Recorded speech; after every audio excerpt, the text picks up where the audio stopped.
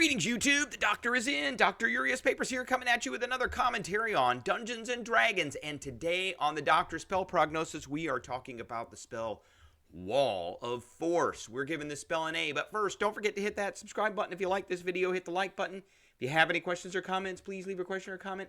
And don't forget to hit that notification bell. All right, Wall of Force is a 5th level spell that is usable by wizards, Oath of Redemption paladins. I'm not really sure about that one.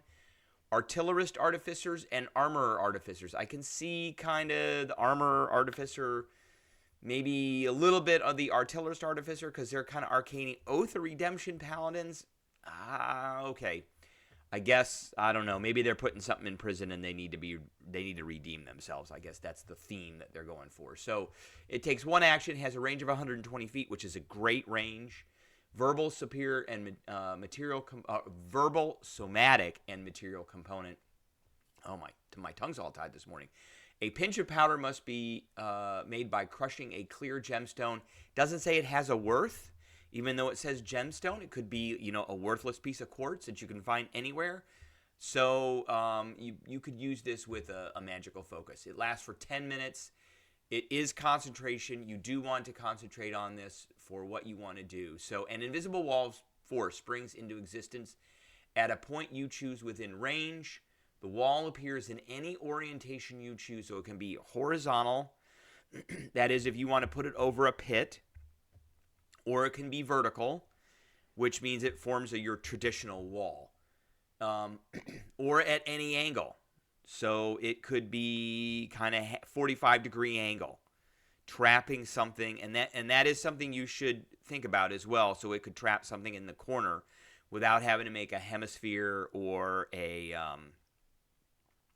full sphere. So it can be free floating or rest on a surface. So that's kind of different from some of the other walls. Some of the other walls cannot be free floating. This one can.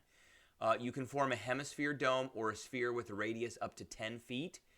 So a radius of 10 feet, again, is a diameter of 20 feet, which means you could probably put up to a huge creature in it.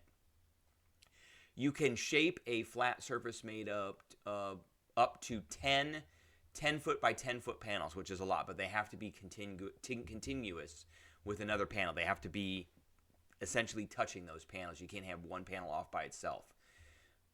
I'm not sure why they say that the wall has any thickness. I guess that's to give it some depth, because the wall it's immune to damage. It can't be destroyed unless you use a disintegrate spell. So hitting the wall, whether it's an inch thick, a quarter of an inch thick, a half an inch thick, doesn't really matter.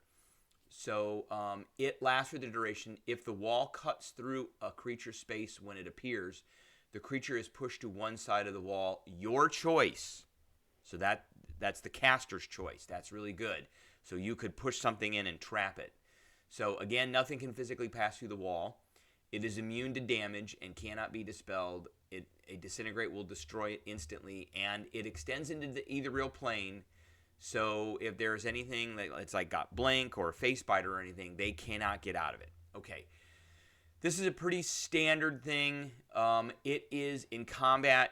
I like to use this spell primarily to lock down enemies so that they cannot attack.